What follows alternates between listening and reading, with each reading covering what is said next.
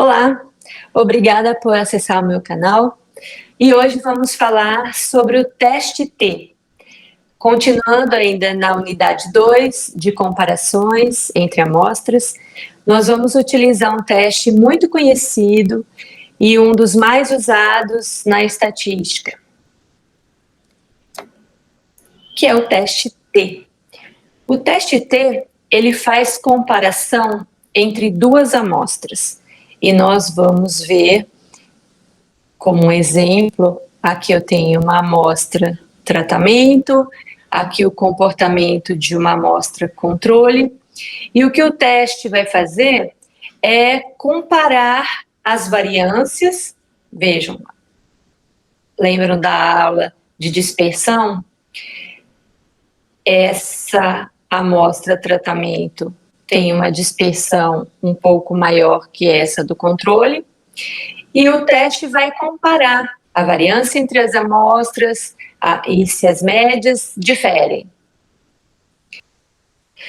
O teste mais usado para comparar duas amostras, sem sombra de dúvidas, é o teste T. O teste T, mais conhecido como teste T de student no termo inglês, porque foi um pseudônimo utilizado pelo autor do teste. Já vamos falar sobre isso. Então, o nome do teste é teste T. Esse teste, ele compara duas amostras. Caso no seu experimento, na sua pesquisa, você tenha mais do que duas, o seu teste não é o teste T. Você deve utilizar uma estatística multivariada, que não é a proposta dessa aula. Nessa aula, especificamente, eu vou abordar o teste T. Ele é usado nas mais diversas áreas, ciências biológicas, exatas, uma infinidade de áreas. Eu vou focar em exemplos das ciências biológicas, ecologia, análises clínicas, que é onde eu costumo ministrar as aulas. É importante que vocês entendam o conceito e, a partir disso, vocês podem utilizá-lo em qualquer estudo, apenas trocando as variáveis. Veja, como todo teste estatístico, ele precisa que seja atendido a alguns pressupostos. O primeiro deles eu já falei, duas amostras. Então, eu vou trabalhar com duas amostras. Ele também foi um teste desenvolvido para um tamanho amostral pequeno. Muitos outros testes, que nós vamos ver em sequência, são testes robustos que aceitam um grande tamanho de amostras. E para um conjunto amostral pequeno, o teste T é excelente, mas precisa atender um pressuposto que é a distribuição dos dados de uma amostra precisa respeitar a normalidade, ou seja, é necessário que os seus dados tenham distribuição normal. Vamos ver como testar, como saber se meu dado tem distribuição normal ou não. Para não ser muito extensa, peço que voltem para a aula 5, em que eu abordo os conceitos de distribuição normal. Esse é um dos motivos pelos quais eu apresentei primeiro a aula de distribuição normal, depois a de teste de hipótese e agora o teste T. Por que isso? Porque o teste T, ele é um teste de hipóteses. Então, já teve a introdução na aula anterior. Na aula 5, eu já introduzi o conceito de distribuição normal. E agora nós vamos poder aplicar. O teste T, ele necessita que a minha variável tenha uma distribuição normal, então vou precisar testar isso antes. E agora, aqui, toda a explicação, eu já estou assumindo que os meus dados foram testados e apresentam normalidade. Fica a dica, que na verdade nem é uma dica, é uma exigência. É necessário que você teste seus dados com respeito aos pressupostos de normalidade para fazer um teste T. Nesse momento, eu vou trabalhar a aula assumindo que todos esses dados já têm distribuição normal e vou explicar. Mas na prática, no dia a dia, que você vai pegar a sua tabela, primeiro você tem que testar a normalidade dos seus dados para depois olhar para um teste T. E não só normalidade, como também a homogeneidade das variâncias, homocedasticidade. Para executar um teste T, seja um cálculo na mão ou seja em um programa de computador, é necessário rodar um teste de normalidade e de homogeneidade das variâncias, ou seja, as suas variáveis, elas precisam ter distribuição normal e homogeneidade de variâncias. O teste T, quando vocês forem utilizar um programa estatístico, vocês vão verificar que não existe uma única forma de fazer um teste T. Existe um teste T, como eu coloquei aqui, para uma amostra, mas eu acabei de falar que é para 2 amostras, como é que tem para uma amostra? Quando nós nos referimos teste T para uma amostra, significa que eu coletei uma amostra, anotei aqueles dados da variável, e eu quero comparar com alguma média já conhecida, já estabelecida para alguma população. Eu vou comparar 2 amostras, então o conceito continua, 2 amostras. Mas em alguns programas, e nós vamos ver ao final dessa aula, está escrito teste T uma amostra. Quando se refere a essa uma amostra, agora vocês já sabem que, na verdade, é a tua amostra do teu projeto, do teu trabalho de pesquisa, comparada com alguma média referencial que você quer saber se aquele teu dado ele está seguindo, se ele é similar ou diferente daquela média populacional que você quer estudar, tá? Bem, também é possível trabalhar com 2 amostras independentes, 2 amostras relacionadas, e nós vamos ver a diferença entre elas.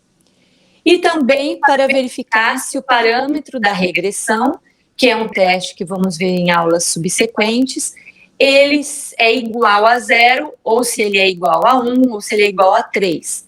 São informações importantes para quando nós vamos fazer um teste de regressão.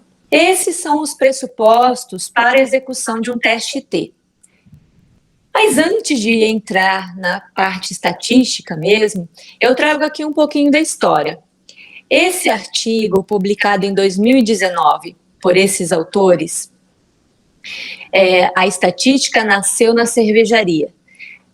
Indico, né, a leitura, eu vou resumir muito aqui, mas ele traz um pouco da história do pesquisador William Gosset, que nasceu em 1876, morreu em 1937.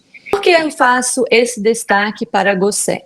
Porque Gosset é o student, do T de student. Qual a relação entre Gosset, student e cervejas? Gosset, recém-formado, foi trabalhar em uma cervejaria chamada Guinness. E nesse processo de produção da cerveja, existia muito problema com relação à fermentação da levedura. Muita levedura, a cerveja ficava amarga, pouca levedura, a cerveja não ficava legal. Com o intuito de verificar a quantidade de leveduras suficientes para a fermentação da cerveja, ele desenvolveu alguns testes e ele fazia pequenas amostragens dentro dessa linha de produção. Dentre o que foi falado em aulas anteriores, muitas vezes coletar um tamanho amostral muito grande é oneroso e não tem condições naquele momento. Nesse caso, ele precisava pegar pequenas amostras, coletar pequenas amostras, analisar e fazer todos esses cálculos. Resumindo muito isso, mas qual a conclusão? Fazendo esses testes, analisando esses dados, até se chegar em uma melhor cerveja, ele, com esses experimentos, ele conseguiu criar o teste T. E qual a relação, então, entre esse estatístico, a cervejaria e o teste T? A partir de pequenas porções de amostras dessas leveduras, ele conseguiu chegar a um resultado satisfatório. E ele utilizou nesses cálculos a fórmula que hoje conhecemos como teste T de student. E o que tem a ver o student nessa história toda? Não era permitido para ele, enquanto funcionário, publicar dados mencionando a marca da empresa que ele trabalhava. Assim, ele preparou um relatório que foi chamado de, ele deu um título, né? A aplicação da lei do erro ao trabalho da cervejaria. E publicou com o pseudônimo de Student. E nessa publicação, ele coloca qual a fórmula utilizada, como foi calculado, e a partir daí muitos outros estatísticos passaram a utilizar, e essa fórmula é conhecida até hoje, muito utilizada. E qual é essa fórmula? Essa fórmula do teste T, então a notação, a nomenclatura desse teste, quando olhamos um artigo científico e vemos esse T em itálico com o resultado ao lado, nós já sabemos que o profissional, o pesquisador, ele realizou um teste T. Como que se calcula esse T? Que ele é chamado de observado ou calculado. Pode ser usado esses dois nomes, observado ou calculado. Ele é uma relação entre a diferença das médias dessas duas amostras e a diferença da variância dessas amostras, como eu coloquei lá no primeiro slide.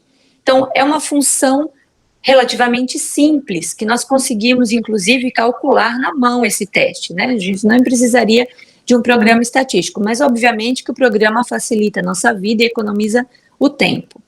Vejam, como ele é um teste baseado em uma distribuição normal dos dados, ele vai seguir os pressupostos de um teste de hipóteses, como falado na aula anterior, em que eu tenho uma área da distribuição do meu H0, a hipótese nula, em que o teste T vai utilizar como H0.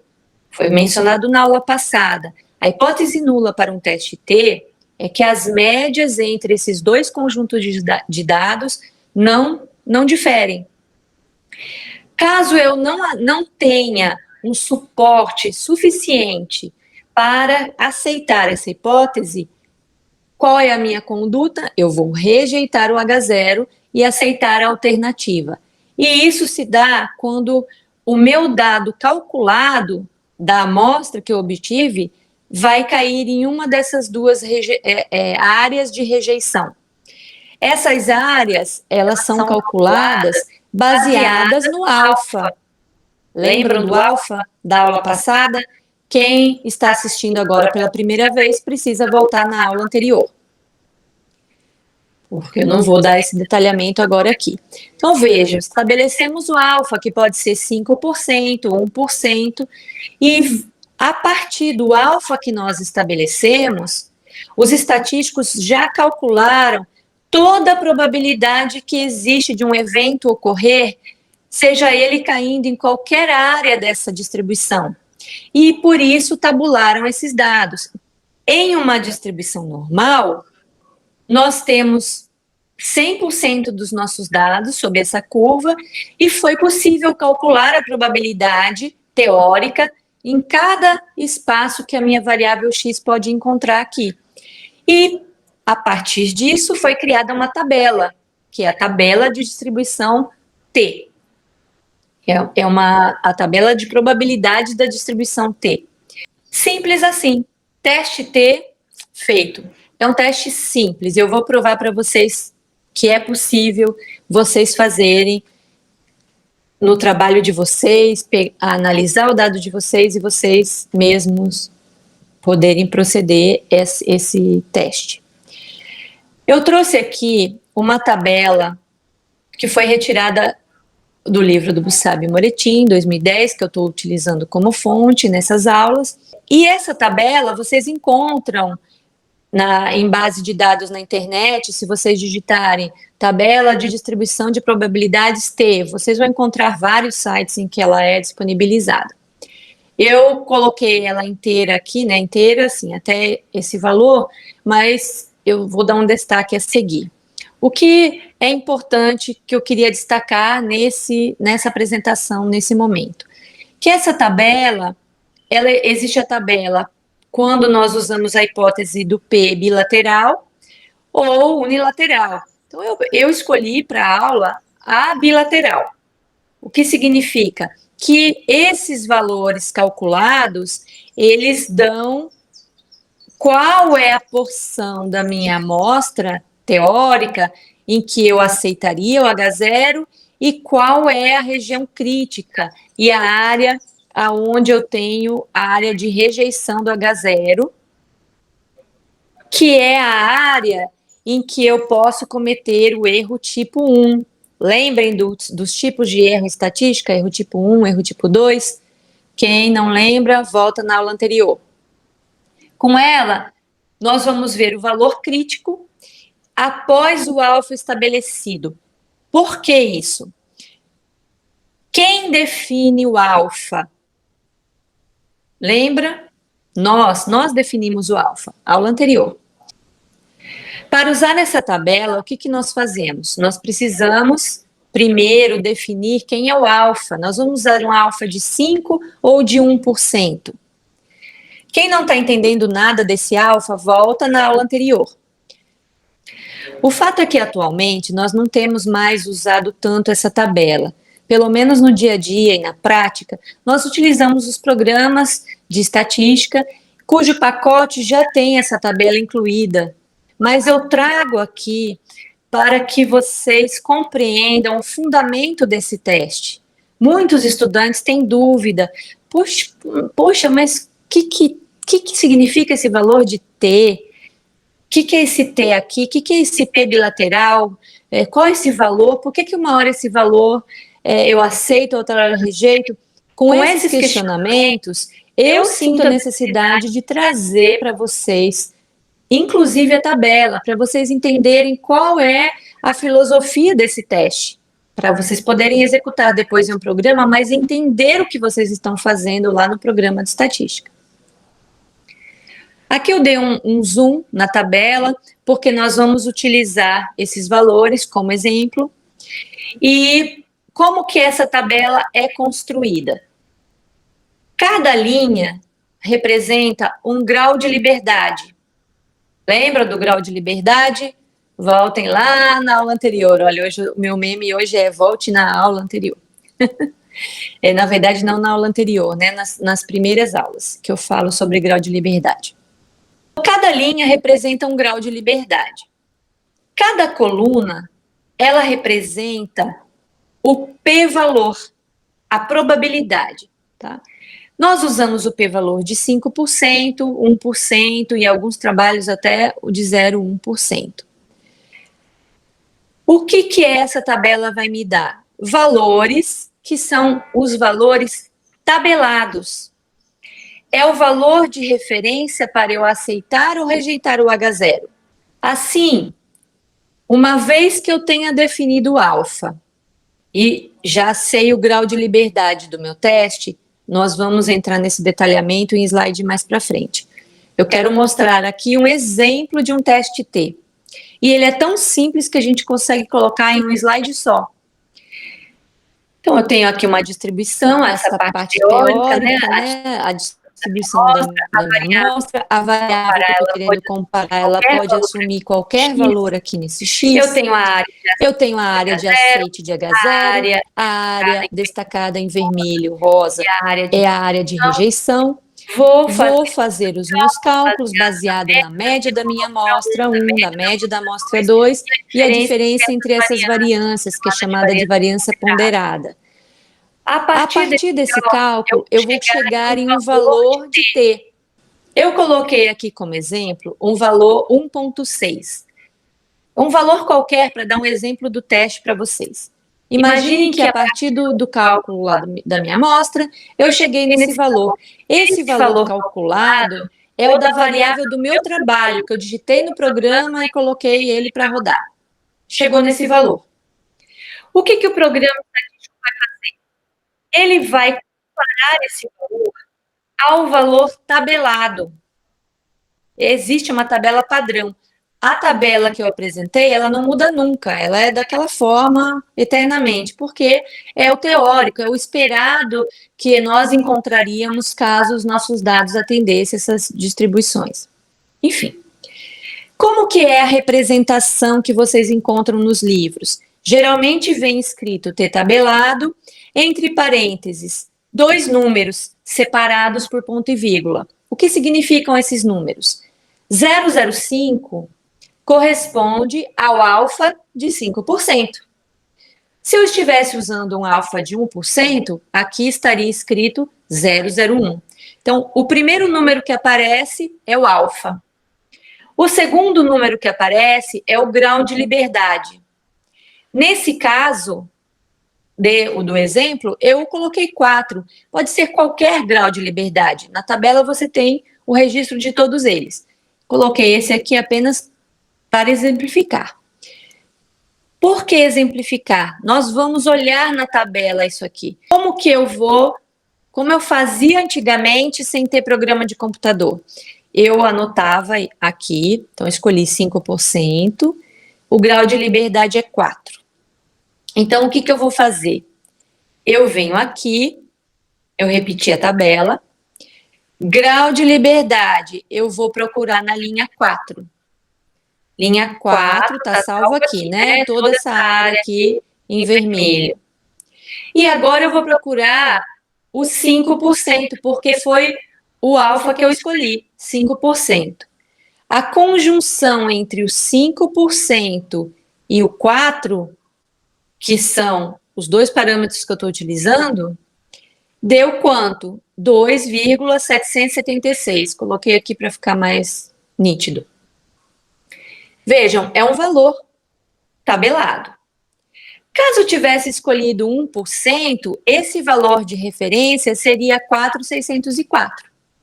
Se eu tenho 5% como alfa, 4 de grau de liberdade, eu copiei aqui o valor que está na tabela, 2,776.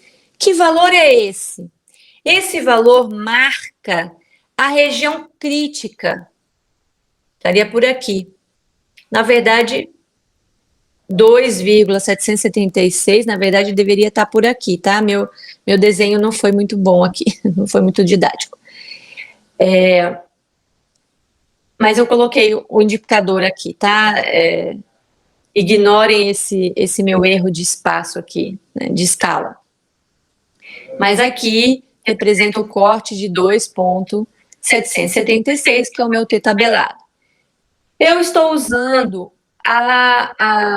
o olhar para essa distribuição com um P bilateral, o que significa que tanto esse lado da curva quanto esse, eu vou ter aqui o meu registro do T, tá? Que eu usei uma tabela para um P bilateral.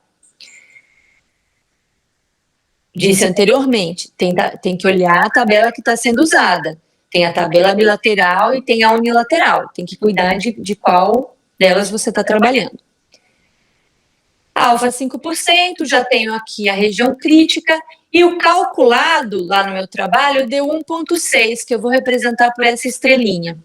1,6 está em torno desse local aqui no meu eixo X.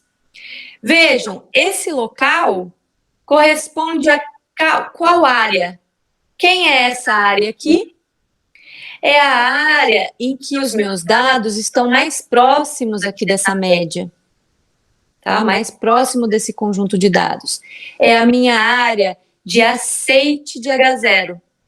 Ou seja, eu não tenho evidências suficientes e robustas para rejeitar a hipótese de que essas médias são similares, são iguais.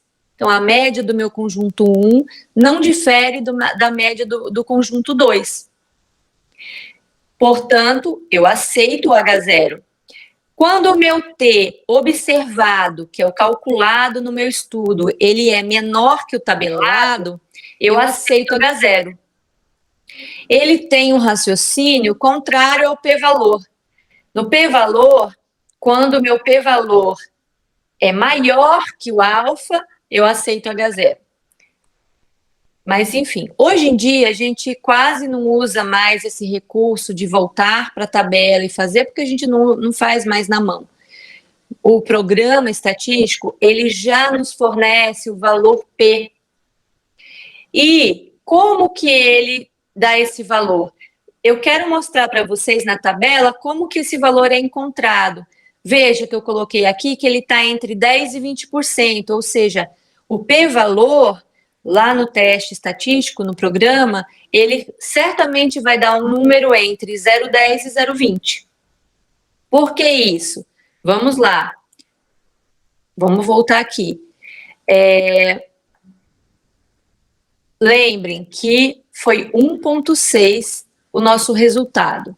Então, eu tenho que procurar aqui na tabela, esse é o meu valor crítico, né? E eu tenho que procurar aqui na linha ainda do 4 graus de liberdade, porque esse foi o exemplo que eu utilizei, qual é o valor mais próximo de 1,6? Veja, 0,13, vou subindo, né? Aonde que eu encontraria, se tivesse todos os valores numéricos representados aqui, aonde que eu encontraria o valor de 1,6? Veja, aqui está 1,5, aqui já pula para o 2,1. O valor de 1,6, ele estaria mais ou menos por aqui. O que é esse por aqui? É uma probabilidade que está entre 10% e 20%. Não tem o valor exato aqui, porque essa tabela é uma tabela resumida, mas é óbvio que os estatísticos já calcularam tudo, eles calcularam cada porcentagem, indo de um em um aqui, tá? Mas isso aqui está resumida. Então, vejam, 1,6, ele está entre 1,5 e 1,2. Ele está na área em que o p-valor é maior que o alfa.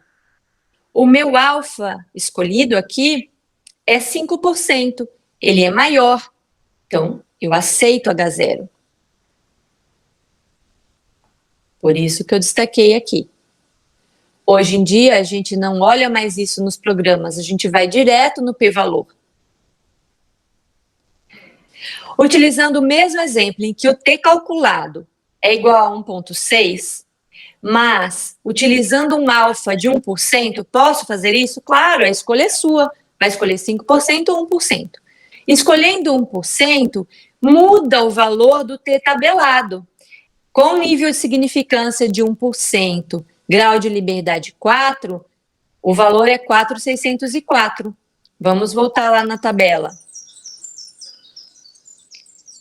Grau de liberdade 4, 1%, que é o alfa, 4,604. 1%, t tabelado, 4.604.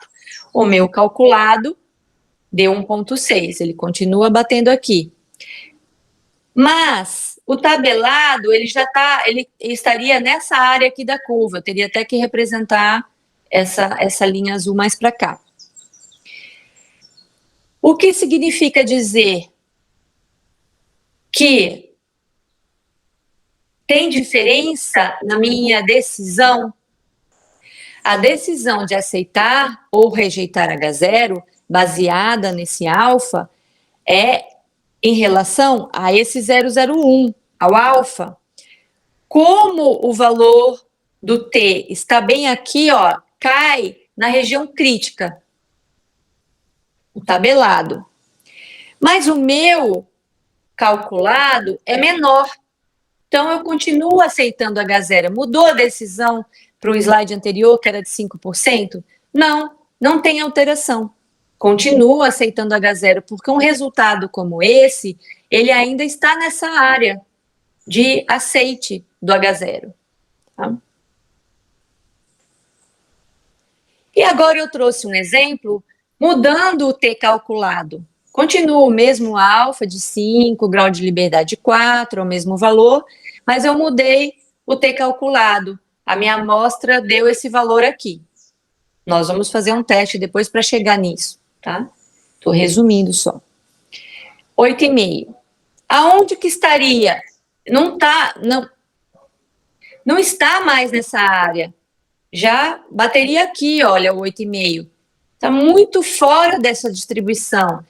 Que significa que essas médias que eu estou comparando, elas são muito distintas. Eu tenho uma fraca evidência que suporte que a minha H0 é verdadeira. Já que eu tenho uma fraca evidência de que a H0 é verdadeira, eu vou rejeitá-la. Essa é a lógica do p-valor. Quando ele é maior que o alfa, eu vou dizer que eu tenho uma evidência a favor da H0, ou seja, ela é real, ela existe, essas médias são iguais. Quando eu tenho um p-valor muito pequeno, como esse, que está entre 0,01 e 0,02, eu tenho uma evidência muito forte. Na verdade, isso aqui é uma evidência muito forte contra a H0, dizendo que a H0 não é aceitável. Ou seja, eu rejeito a hipótese alternativa de que as médias são distintas. Se eu partir para um alfa de 1%, essa decisão de rejeitar o H0 vai ser modificada? Também não. Por quê? Porque meu dado continua dando muito fora dessa distribuição. Então, esse é um dado muito bom. Por que eu digo que esse dado é muito bom? Porque eu posso usar o alfa de 5%, de 1%, que a minha decisão continua sendo a mesma. O problema está quando eu uso um alfa de 5% e eu tenho uma decisão, e de 1% eu tenho outra. Vamos falar disso. Eu representei aqui esse resultado como se fosse uma distribuição, né, dos meus dados. Então, aqui eu tenho a minha amostra 1 e aqui a amostra 2. O grupo A, o grupo B, o tratamento e o controle. E aí vocês vão usar as variáveis de vocês. Mas eu estou analisando dois grupos. Esses dois grupos, vejam, se o T foi 8,5, olha onde ele bate aqui. Está muito distante desse conjunto amostral. Existe uma distância muito grande entre essas médias. O que significa que eu vou rejeitar a hipótese nula. Essa área destacada aqui em amarelo é a nossa região crítica. É a área em que eu não sei esse grupo, a quem ele pertence de fato, de verdade. E nós vamos saber isso só ao longo do tempo, depois de fazer nossa pesquisa, ao longo de muito tempo, saber se ela foi comprovada ou não, se teve algum outro trabalho que desqualificou o nosso. Né? Então, não temos como saber isso no momento, mas temos como melhorar isso aqui, a gente vai ver a seguir. E por que eu trouxe isso? Para relembrar da aula anterior os tipos de erro. Então, eu posso cometer o erro tipo 1, se essa área aqui, que é rejeitar o H0, quando ela de fato seria verdadeira, ou cometer o tipo 2, que está nessa área, que é rejeitar o H0 quando ela é falsa. E eu, todo o tempo, eu estou correndo esse risco, tá? Isso não é impossível de acontecer no trabalho de vocês. Agora, vamos partir para um exemplo prático. Esse exemplo ele foi retirado do livro da Sônia Vieira, que eu me refiro ao final da aula, e ele é um excelente exemplo quando eu faço um teste T para amostras independentes. Lembra que eu posso fazer para uma amostra, amostras independentes, amostras dependentes ou relacionadas, e para calcular regressão. Não estamos nem falando em regressão hoje aqui. Então, eu vou focar nas independentes e nas relacionadas. Esse é um exemplo do teste T aplicado para amostras independentes. Qual a diferença entre uma amostra independente e uma amostra relacionada? Ou pareada, que é como a gente utiliza. Independente é quando as amostras que eu estou comparando pertencem a grupos distintos. Eu estudei um grupo de animais de uma localidade X e o mesmo grupo de animais em uma localidade Y. Não os mesmos indivíduos, mas a mesma espécie. Estudo a mesma espécie em um local A e essa espécie no local B. São organismos diferentes, são amostras independentes. Saindo dos organismos, posso trabalhar com células, eu vou trabalhar mutações. Enfim, vocês têm as diferentes variáveis no trabalho aí de vocês. Qual é a fórmula que se calcula um teste T para amostras independentes? Cabe aqui um parênteses para diferenciar quando temos amostras independentes e quando temos amostras relacionadas. Independentes é quando eu tenho duas amostras retiradas de dois conjuntos distintos. Pode ser uma variável, por exemplo, tamanho de uma determinada espécie em um local e dessa mesma espécie em outro local. É um exemplo. Pode ser indivíduos que receberam um tratamento X e um outro conjunto de indivíduos que receberam esse tratamento. E vou comparar. Um grupo controle e um grupo tratamento são pessoas distintas que entraram em cada grupo. Então, eu tenho amostras independentes. Amostras relacionadas é quando eu tenho um mesmo grupo que é olhado em dois momentos distintos. Se eu vou aplicar um questionário a uma população de pescadores, por exemplo, e eu aplico essas questões, esse questionário, em momento de uma alta produção pesqueira, e depois de um ano eu volto e entrevisto os mesmos pescadores sobre aquela relação, mas são os mesmos, eu tenho esse conjunto de indivíduos em um momento e eles analisados em um outro momento, talvez de uma safra e de uma entre safra, e comparar esses dados das mesmas pessoas. Eu posso usar um teste T de amostras pareadas, porque são os mesmos indivíduos.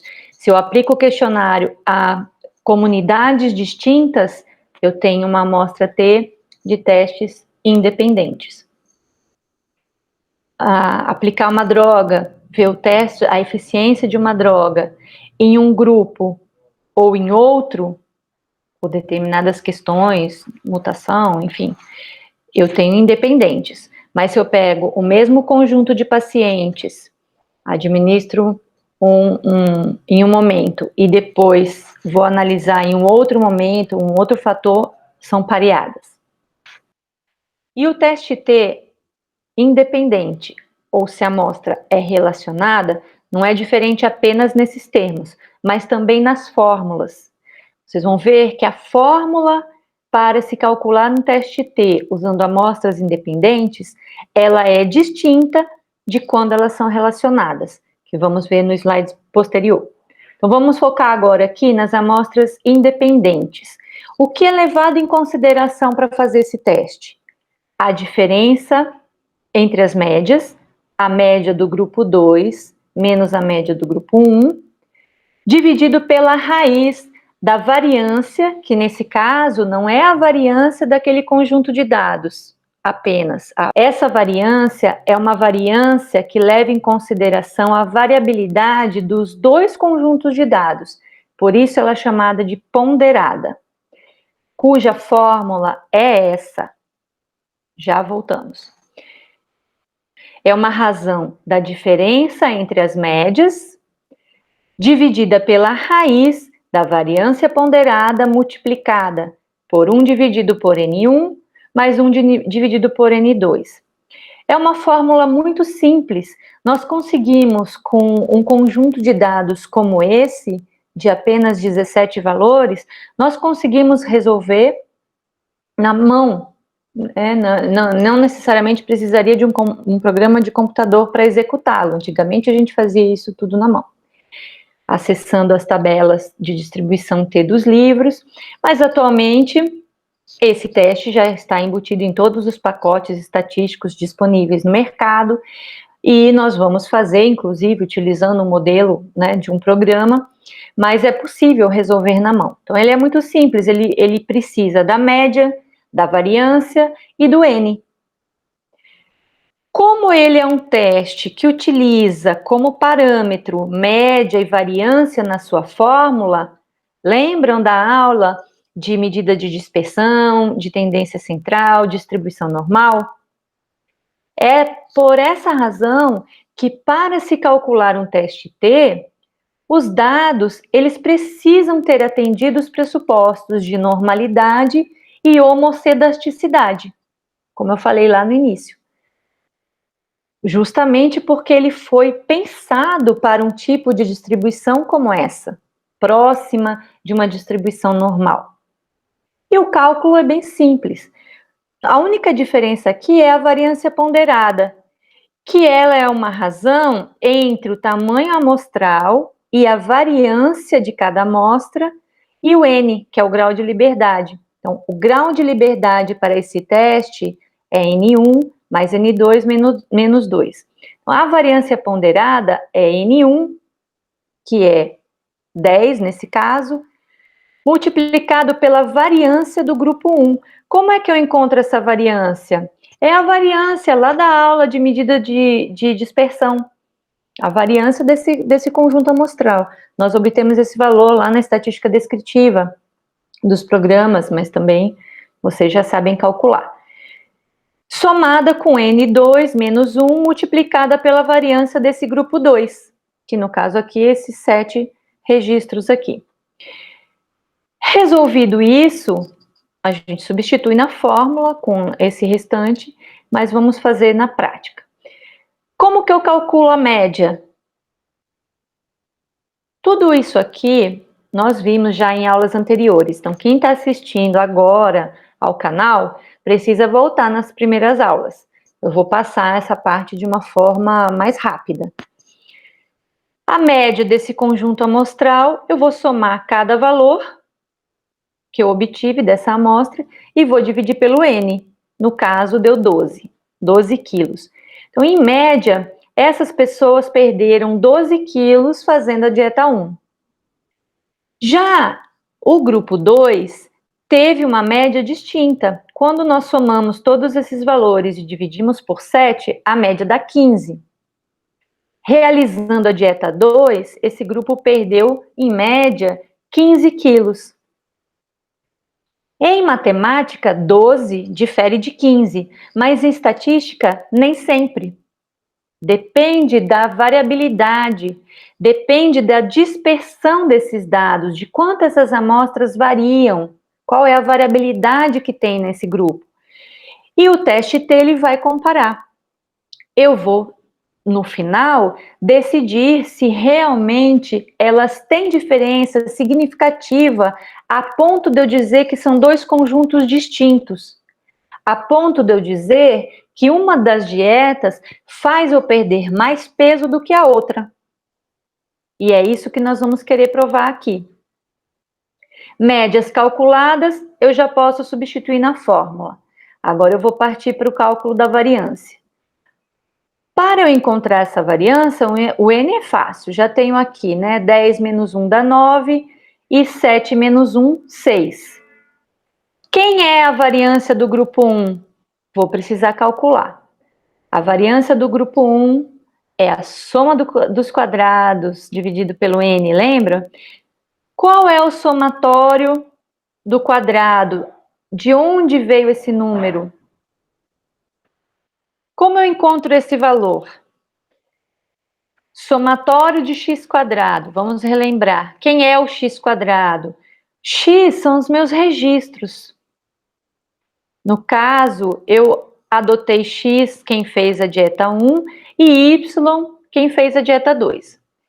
Então, x quadrado, como é que eu calculo? 12 vezes 12, 8 vezes 8. Após esse cálculo, eu faço o somatório. Onde está a fórmula da variância? Lá na aula de medida de dispersão. Eu resumi aqui. Mas é o somatório dos quadrados dividido pelo n-1. Esse somatório de x, como é que eu vou calcular? Ele é simplesmente o somatório de cada registro de peso desse grupo 1.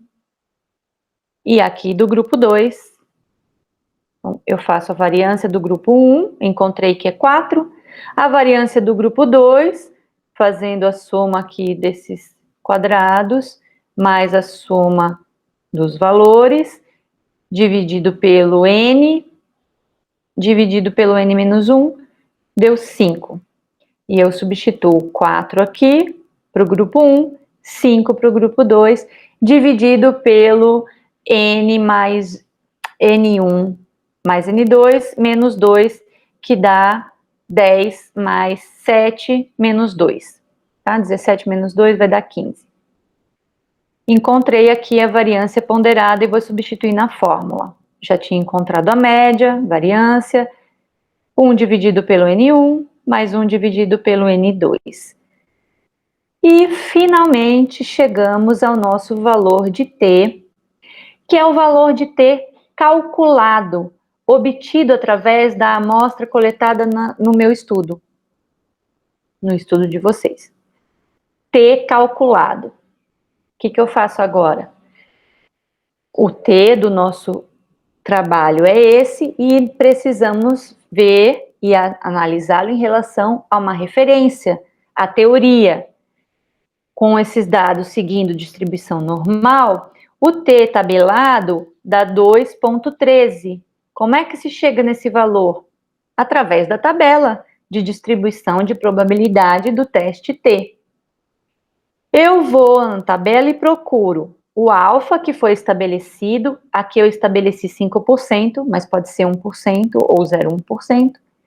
E por que 15? Como eu falei anteriormente, 15 é o grau de liberdade do teste T, né? Que é N1 mais N2 menos 2, porque eu estou trabalhando com as amostras independentes.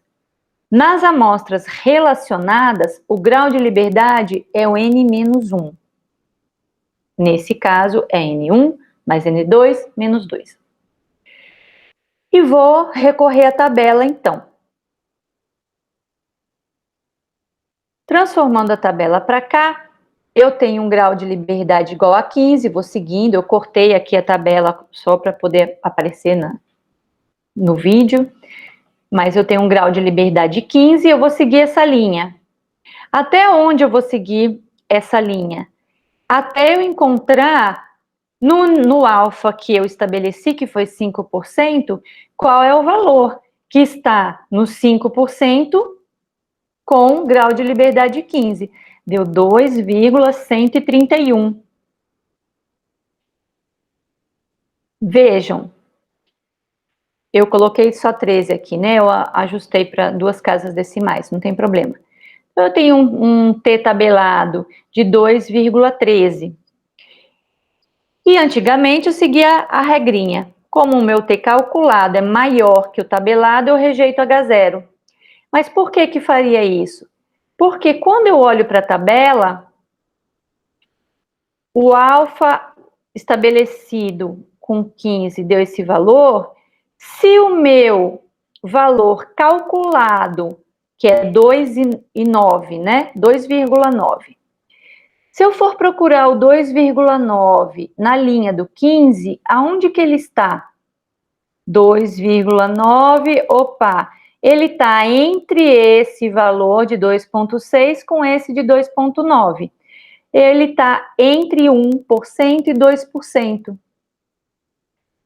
Ou seja, ele está do lado direito do meu nível de referência aqui, olha. Então, aqui é a área de aceite e ele está nessa área à direita. Como ele é menor que o alfa, veja, seja o valor que ele for, porque ele não é exatamente 1% nem 2%, ele está em algum valor aqui.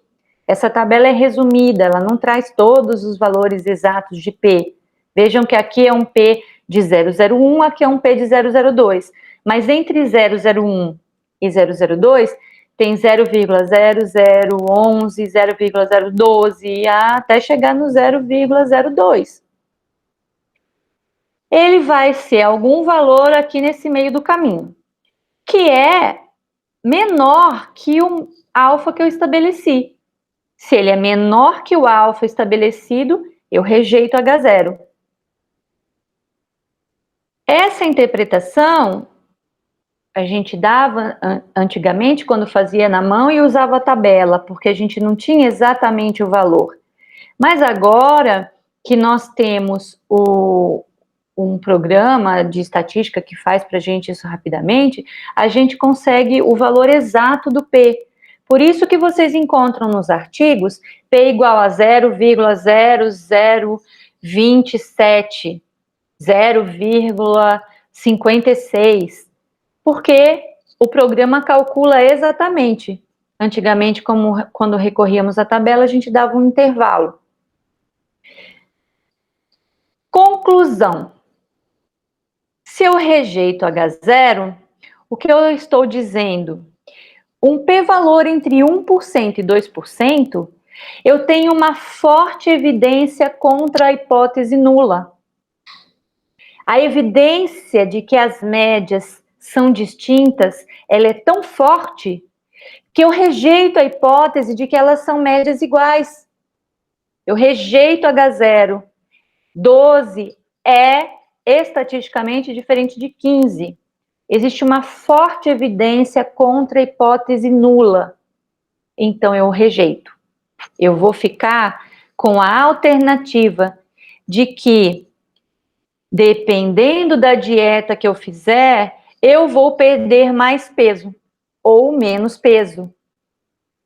O que significa dizer também é que, fazendo a dieta 2, eu consigo perder mais peso em relação a fazer a dieta 1. E se a pessoa está adoentada, necessitando desse emagrecimento, fazer a dieta 2, ele vai conseguir, ela vai perder peso de uma forma mais rápida, talvez, né, ou mais peso do que a 1. É errado falar mais rápida, porque a gente não está medindo o tempo aqui, tá? Isso foi um erro.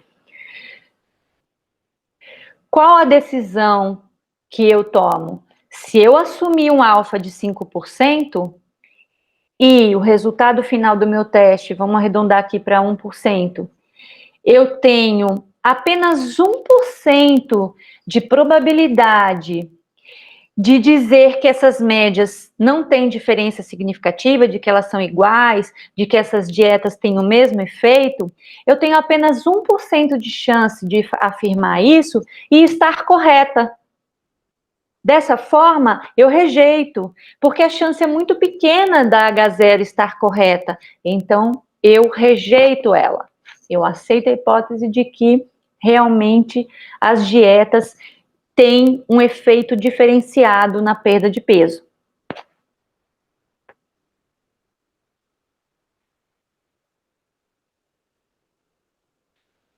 Agora, eu trago um exemplo para amostras pareadas, também retirado do livro da professora Sônia Vieira.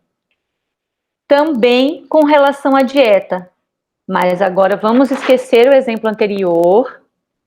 A hipótese nula e alternativa, a grafia é a mesma. Eu estou usando P bilateral, de que H0 as médias não diferem, e a alternativa ou H1 de que as médias diferem. Nesse caso, a diferença é que eu estou trabalhando com as mesmas 9 pessoas. Essas 9 pessoas foram submetidas a uma dieta, chamada de dieta 1, e ao final dessa dieta tiveram esse peso final, pesaram esse valor ao final. Passado um tempo, eles foram submetidos a uma dieta número 2, com diferentes nutrientes, diferentes componentes, e apresentaram esse resultado.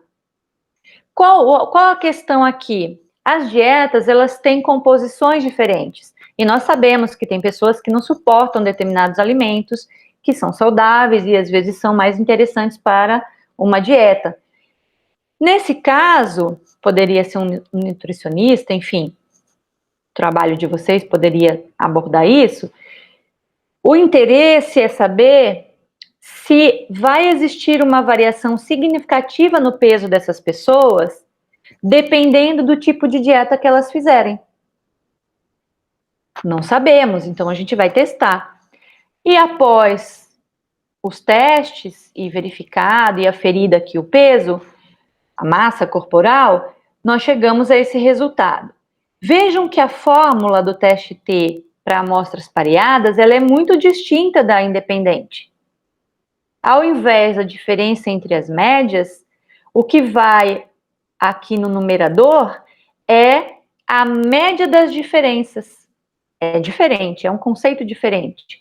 Ao invés de eu calcular a média desse conjunto, dessas variáveis, eu primeiro realizo a diferença desse paciente, dessa pessoa, desse conjunto de dados antes e depois. Eu faço essa diferença, calculo aqui a diferença, faço o somatório delas e divido pelo N. Por que o somatório dividido pelo N? Porque esse é o conceito de uma média aritmética. Então, no final, esse valor deu menos 3,33, que eu já coloquei aqui. Dividido pela raiz quadrada da variância, dividido pelo N.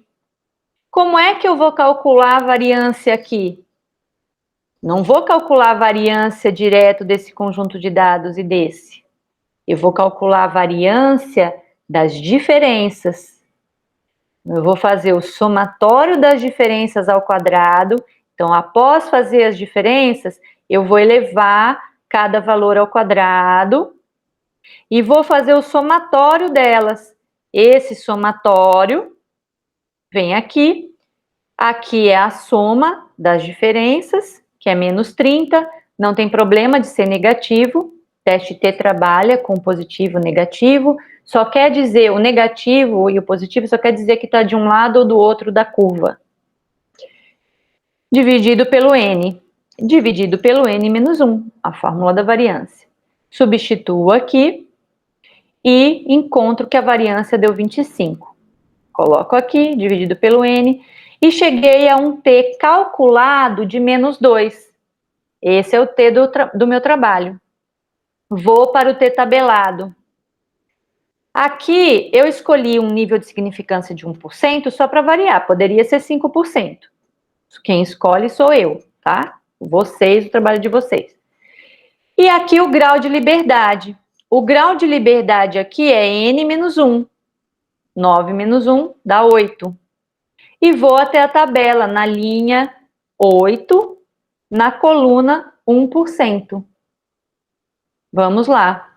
Linha 8, coluna 1%. O meu T calculado, 3,355. 3,36. Foi arredondado aqui, tá? 3,36. Nesse tipo de notação, o calculado menor que o tabelado, eu aceito H0. Mas vamos lá olhar o valor do P na tabela. Eu estabeleci 1%, o valor deu aqui. Lembra quanto deu o meu calculado? 2. Vou aqui na tabela. Em que local da linha 8 que eu tenho um valor próximo a 2? Cadê? Passei já, né? Opa, olha aqui o azulzinho. Entre 1,8 e 2,3. O 2 está em algum lugar por aqui. Esse algum lugar está entre 5% e 10%. Lembram?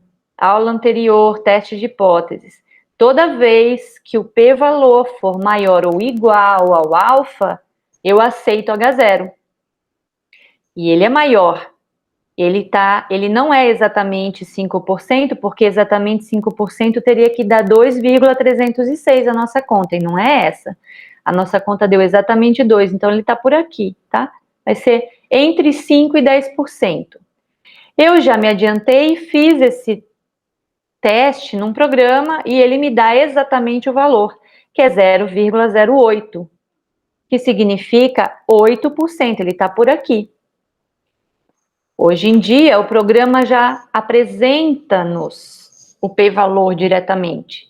E por isso que eu trouxe toda essa parte conceitual, inclusive como que se procura na tabela, porque os programas não trazem essa tabela.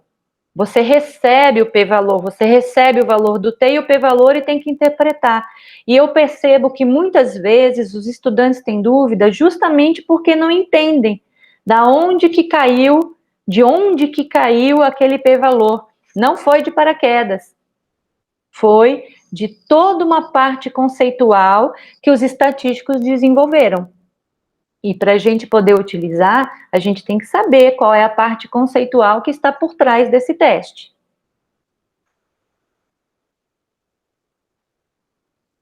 Teste T e a distribuição T, por que que nós dizemos que precisamos ter distribuição normal e homogeneidade de variâncias? Porque o teste foi pensado utilizando a média e a variância como parâmetros. E quanto menor é o nosso tamanho amostral, mais leptocúrtica fica a nossa curva. Vai ficando mais compridinha. Quanto maior o nosso tamanho amostral, os nossos dados eles vão se aproximando cada vez mais de uma distribuição normal.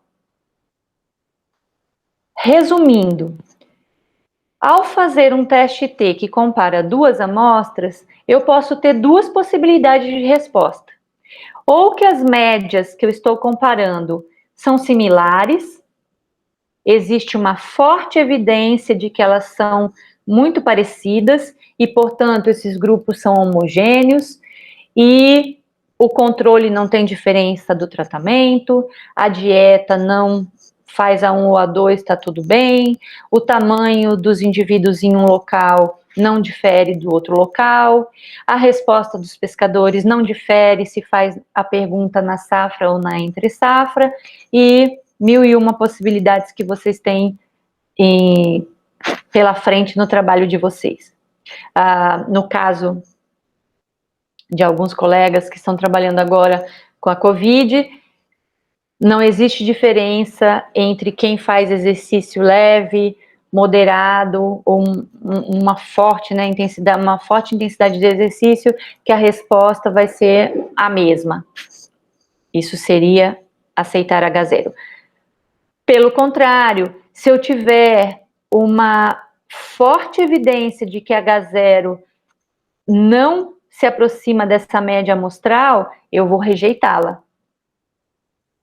Portanto, eu vou dizer que essas médias são distintas, ou seja, a resposta dos pescadores depende sim do momento em que eu faço a entrevista, se ele está no momento de alta produção ou não. O tamanho dos animais nesses locais difere. Em um dos locais ele tem um tamanho maior, em outro menor. No caso da Covid, um dos resultados é melhor, né? O paciente responde melhor do que o outro teste. E aí isso é a rejeição do H0. Lembrando que o teste T, ele é usado para amostras de tamanho pequeno. Se vocês estão estudando 2.000 pessoas, vocês não vão usar um teste T. A alternativa, tendo os dados de distribuição normal, é um teste Z, ou uma análise de variância, dependendo do tipo de trabalho. Lembrando que os pressupostos do teste é normalidade e homocedasticidade, e que ele pode ser usado quando eu digo uma amostra, é porque eu estou comparando com uma média já conhecida na literatura, ou de algum censo, enfim, de algum outro local que eu queira comparar, eu uso minha amostra e comparo com aquele outro local. Duas independentes relacionadas e também na regressão. Nós vamos retomar essa parte da regressão, eu não trouxe nesse momento, porque nós vamos falar dela na aula específica de regressão, que é um vídeo específico que eu vou fazer mais para frente. E o que eu faço? Meu p-valor deu entre 0,05 e 0,01, aquela região do limbo que eu chamo. Deu 0,04, 0,03. 002, ou até mesmo 006. Ai, que tristeza. Não, não se desespere. Existem formas, tem saída para você. Uma delas, já comentamos em aulas anteriores, é aumentar o tamanho da amostra. Outra, podemos transformar as variáveis. Ao invés de eu usar aqueles valores do peso como eles estão, eu posso logaritmizar e depois testar. Ou posso transformar em raiz quarta. São várias formas de transformar as variáveis. Também vamos apresentar isso posteriormente, para que esse vídeo não fique muito longo. E uma outra possibilidade é usar um teste não paramétrico. Ainda mais se seu dado não apresenta normalidade. Então, existem saídas. E agora nós vamos executar, vamos simular esses mesmos dois exemplos comentados anteriormente, tirado do livro da Sônia Vieira. Nós vamos executá-lo no programa Biostat, para vocês visualizarem como é simples que a gente faz a entrada de dados e como que ele apresenta o resultado do programa. Existem muitos outros programas, programa R, que é aberto, gratuito, no Excel mesmo pode-se fazer, Sistat, enfim, também já comentei anteriormente, que não importa o programa que você vai usar. Eu uso o Biostat porque ele é um programa gratuito, desenvolvido pelo professor emérito Manuel Aires, a quem eu muito admiro, tenho um carinho enorme por ele. Disponibilizou esse programa gratuitamente para o Brasil inteiro, distribuiu esse livro sem custo para todo mundo, e ele é muito simples e ele é muito prático, é simples de entender, é fácil de usar, não temos problemas com direitos autorais, e para que você entenda usar o teste, executar, é perfeito, é possível de ser usado. Caso você queira usar um outro teste, também não tem problema algum, pode usar. Eu vou mostrar apenas como aparece um resultado. Obviamente que em um outro teste, a forma, a gráfica vai ser diferente, mas o resultado, ele precisa ser o mesmo. Tá?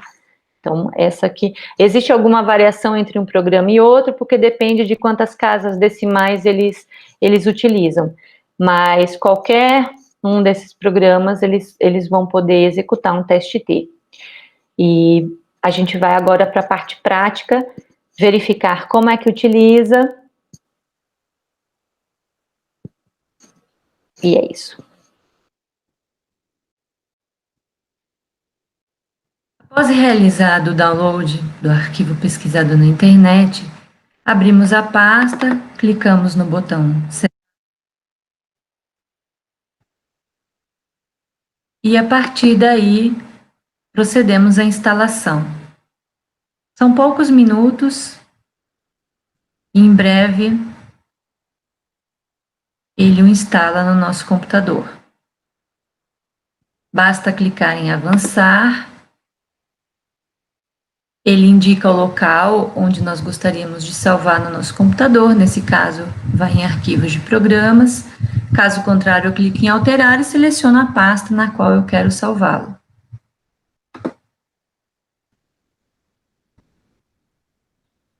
Clicando em avançar e aguardando alguns minutos, ele instala finalmente o programa.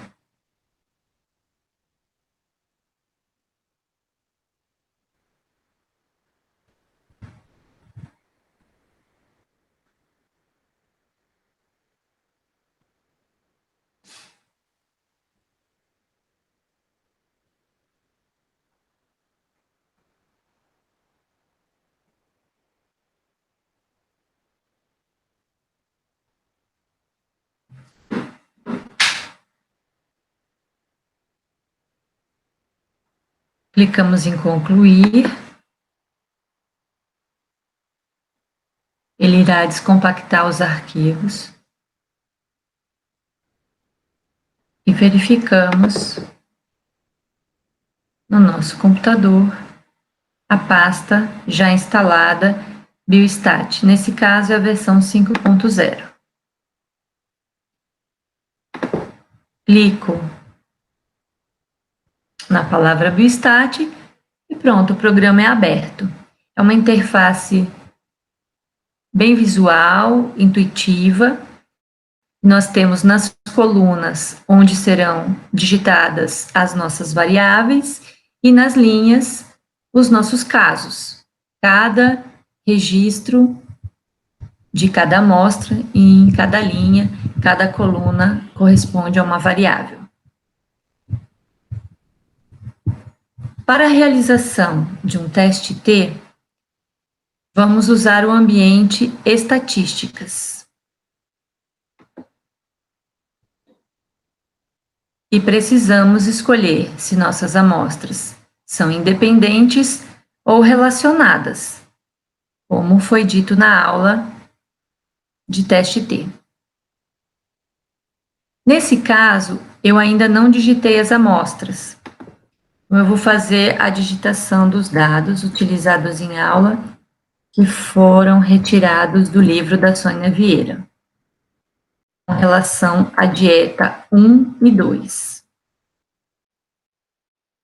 Amostras independentes, como no primeiro exemplo da aula 7, vocês podem encontrar no vídeo anterior.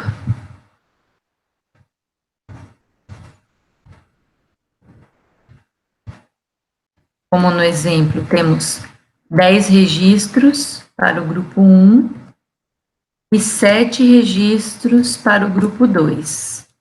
Estou copiando cores. Um exemplo. Uma vez digitadas as duas colunas, eu posso dar nome a elas. Basta eu clicar na coluna que eu quero nomear, clicar em configurar, nome da coluna, e eu vou escrever, nesse caso, dieta 1,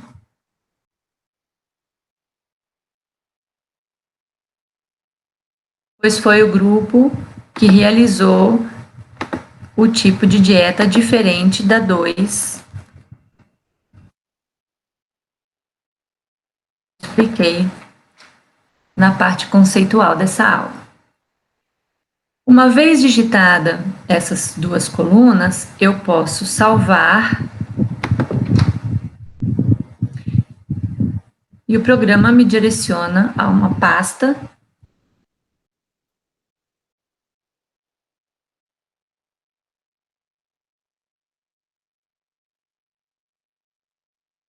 eu posso salvar em qualquer local. Nesse caso, eu vou salvar o trabalho, mas vocês vão selecionar a pasta que melhor lhes aprouver. Uma vez digitado e salvo o dado, lembrem que antes de eu executar um teste T, eu preciso saber se os meus dados atendem os pressupostos do teste, uma vez que ele é um teste paramétrico e eu preciso conferir se os dados amostrais, eles seguem uma distribuição de probabilidade como a distribuição normal. Por isso, ao invés de entrar diretamente para realizar o teste T, eu solicito uma análise de normalidade dos dados. Nesse caso, a hipótese nula que eu estou testando é que meus dados apresentam distribuição normal. Caso eu aceite, ok, posso realizar o teste T. Caso seja rejeitado, eu vou tomar outras atitudes, seja transformar os dados, seja realizar novas coletas ou realizar um teste não paramétrico. Mas antes disso, eu preciso saber qual é a distribuição de probabilidade aqui dos meus dados. Nesse caso, eu quero saber se esses dados atendem à distribuição normal. Ao executar a estatística, e eu escolhi, nesse caso, um teste de Shapiro-Wilk, como ele apresenta os dados? Ele separa por grupos, eu selecionei as duas amostras de uma única vez, poderia ter selecionado independente, primeiro a 1, depois a 2 e analisar. Nesse caso, eu selecionei as duas. Vejam, ele apresenta um resumo o número de amostras coletadas no grupo 1, no grupo 2, a média desse conjunto de dados, como vimos na aula, a média de 12 quilos para o grupo 1, 15 quilos para o grupo 2. Ele também nos fornece o desvio padrão dessa amostra e o valor do teste.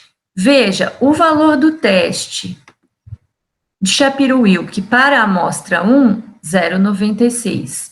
E para a amostra 2, 0,93, arredondando. E ele já apresenta o p-valor.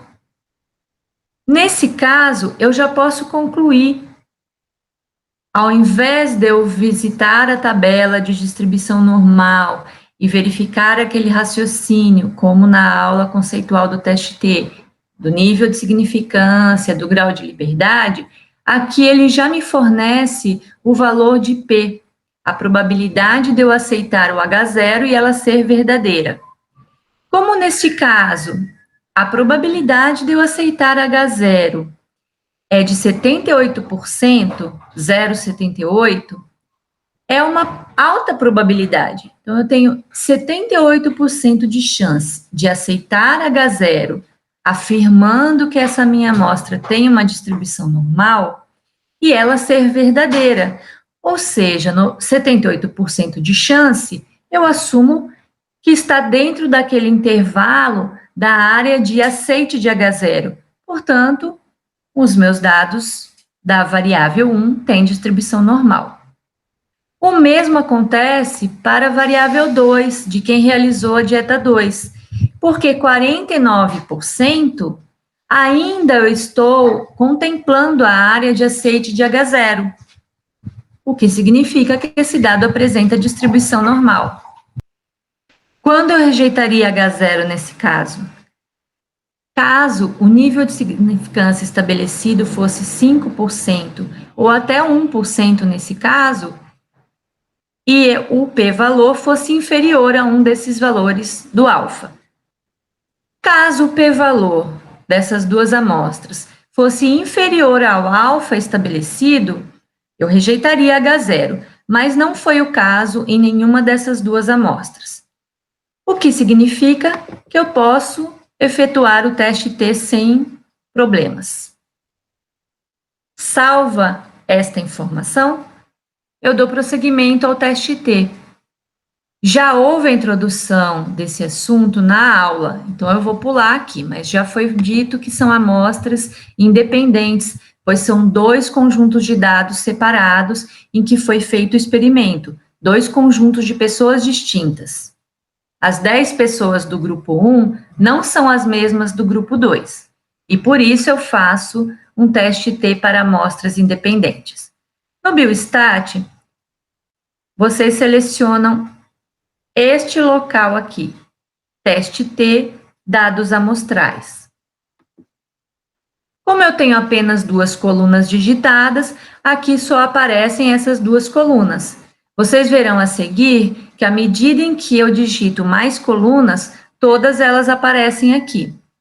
O procedimento é levar essas duas variáveis para as colunas selecionadas e executar estatística. Simples assim. O Biostat nos apresenta um resumo dos dados. O N, amostral, a média dessas duas variáveis analisadas, assim como a variância de cada grupo. Voltem no slide anterior em que há o cálculo e vocês vão conferir que a variância do grupo A foi 4, do grupo B, né, da dieta 2, 5.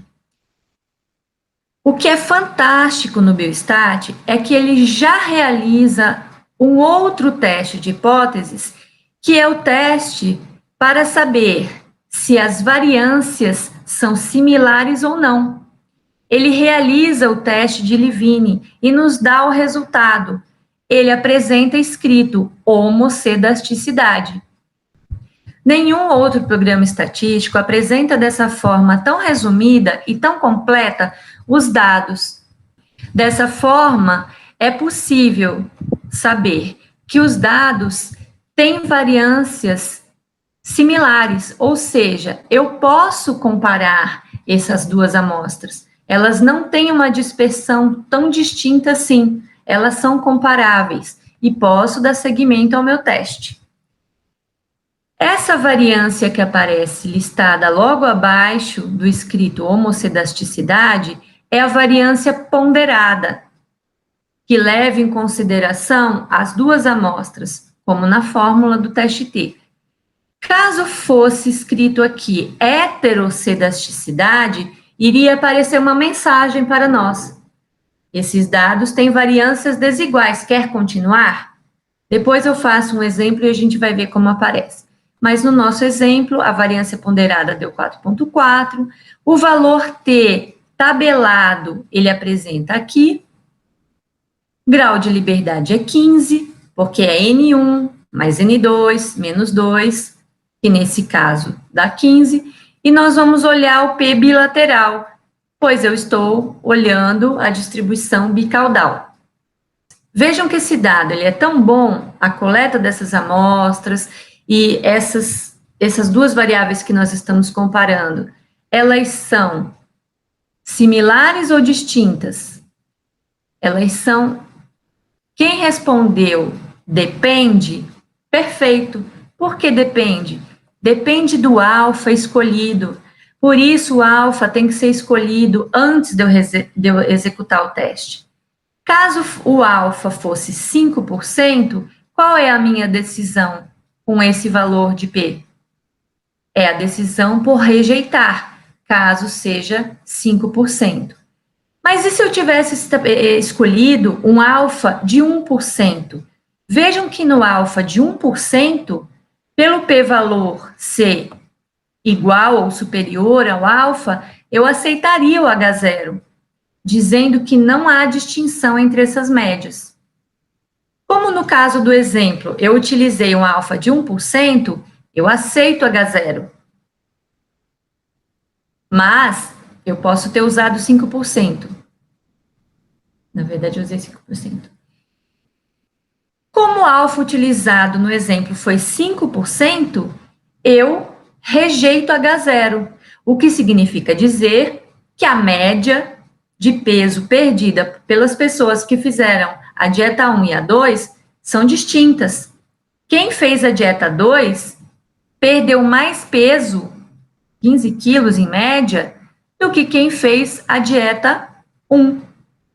E nesse caso, eu rejeito H0. Mas esse é um exemplo, e eu utilizo ele aqui para deixar de uma forma bem clara para vocês. Caso o alfa escolhido fosse de 1%, a nossa decisão não seria rejeitar, seria aceitar o H0. Também é possível realizar um gráfico após a análise. Eu seleciono a média. Por que eu não vou selecionar a mediana? Porque meus dados têm distribuição normal. Eles têm homocedasticidade. Então, a média é um bom parâmetro para exemplificar, para fazer um gráfico. E aqui está a variação do comportamento do peso nesses dois grupos de pessoas que realizaram essas diferentes dietas. Como nós podemos fazer? Clicando 2 vezes aqui, nós podemos deletar, porque lá no nosso trabalho nós não vamos escrever isso acima de um gráfico, mas nós podemos colocar o resultado do teste, que é igual a menos 2,901, ponto e vírgula, sempre coloco o valor do teste, de uma forma bem didática para quem olhar o nosso gráfico saber que o que está comparando essas duas variáveis é um teste T. Poderia ser uma análise de variância, por exemplo, mas não, nesse caso é um teste T, então eu coloco o valor do teste. Assim como eu coloco o p-valor, que é igual a 0,0109. Pronto. Posso copiar esse gráfico, arquivo, imprimir, ou eu posso copiar e exportá-lo para o Word, por exemplo, e fazer o relatório. Além desse resultado, então podemos encerrar aqui e apresentar o relatório, o trabalho. Mas vejam que ele coloca um resumo muito completo, em que ele coloca qual é o poder do teste para um alfa de 5%. Ele coloca o valor na distribuição. E para 1%, ele coloca aqui o valor referência, a região crítica, tanto a região crítica para 5% quanto para 1%. A diferença entre as médias, assim como o intervalo de confiança. O intervalo de confiança, considerando 95% de confiança ou 99% de confiança. Com esses dados, eu tenho toda a análise completa nesse quadro resumido e bem didático.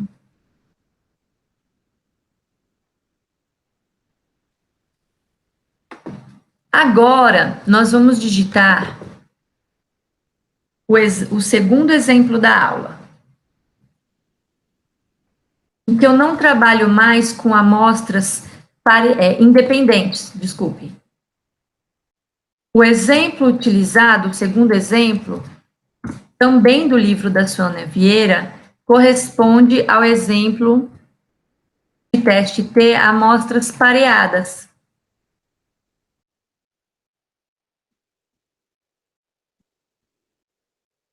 Em que eu tenho o mesmo grupo de indivíduos, que no caso desse exemplo são 9 pessoas.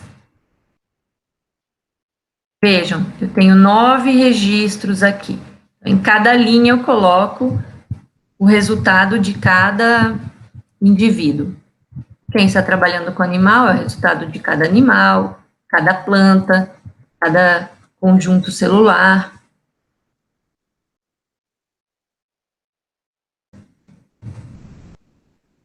Só mais alguns minutinhos.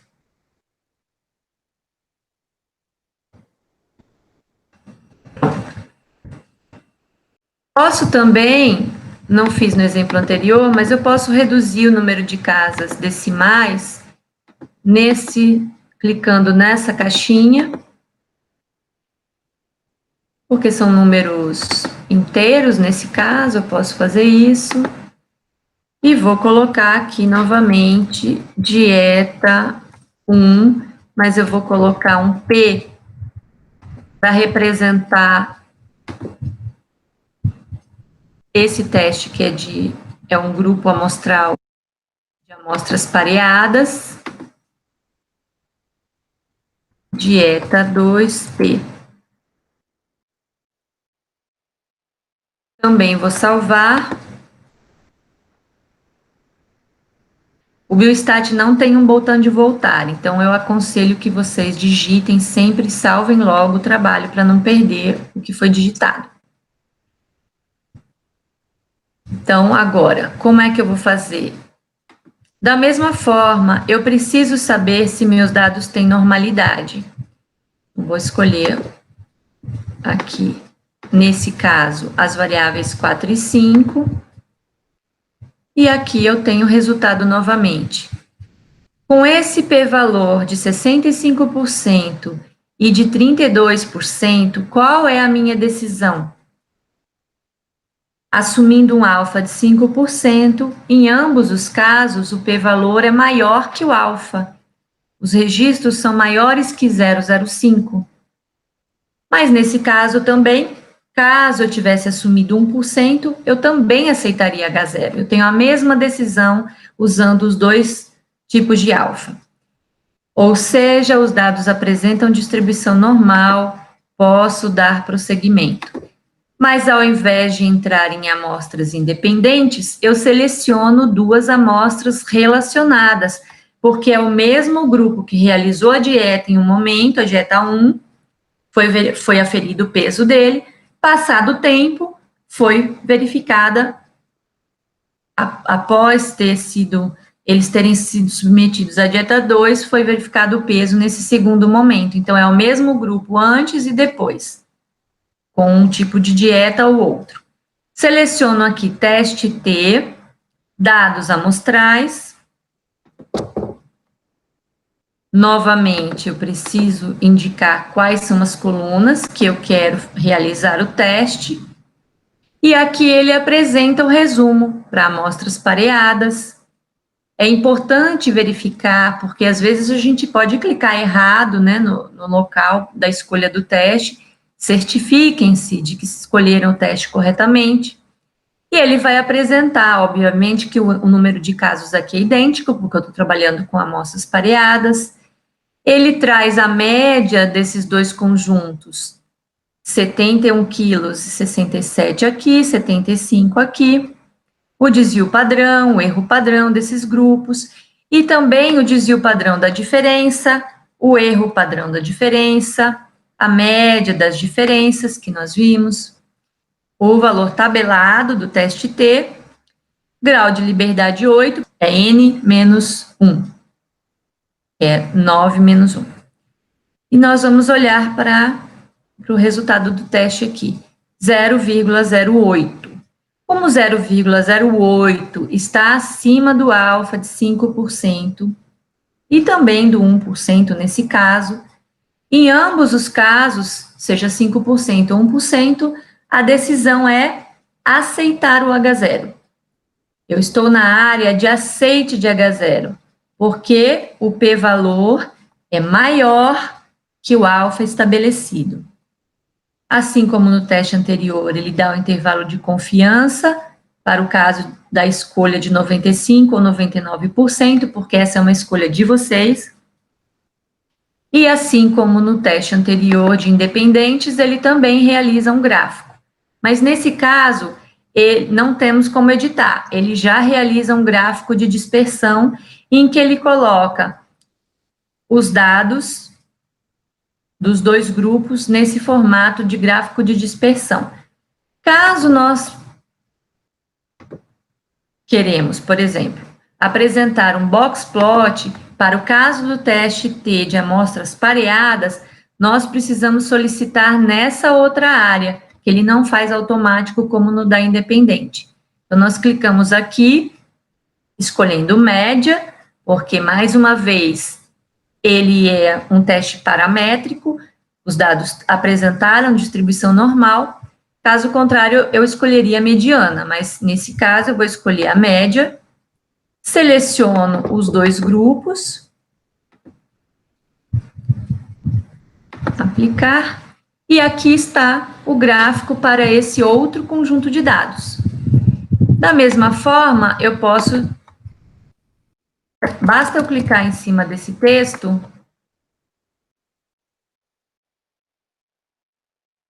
indo com o cursor, eu excluo o que está aqui e vou colocar o valor do teste. Deixa eu ver se ele arrasta para cá. Agora eu não tenho os valores para poder colocar aqui, mas eu lembro que era um P igual a 2 e o P valor 0,08. E com isso, eu posso salvar, copiar, colar, levar para o meu e finalizar e concluir.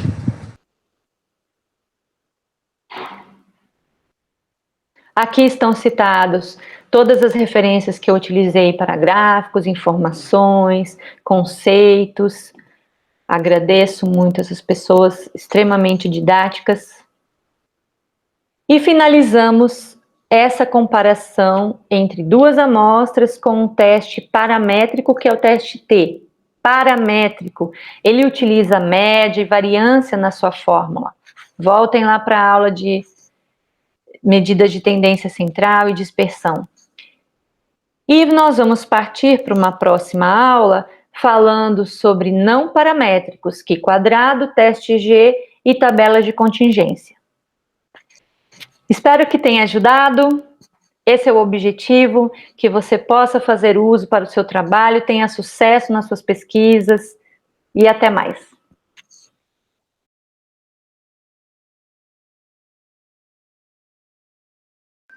Alô, alô, alô, alô, alô, alô, alô, alô, gravando a aula pela segunda vez. Quem nunca ficou gravando uma aula sozinha por 1 hora com a internet caída e depois de 1 hora percebeu que não gravou nada?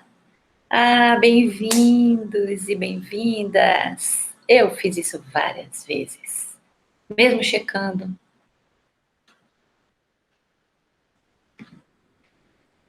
De novo, vamos lá. O que significa que esse dado apresenta distribuição normal.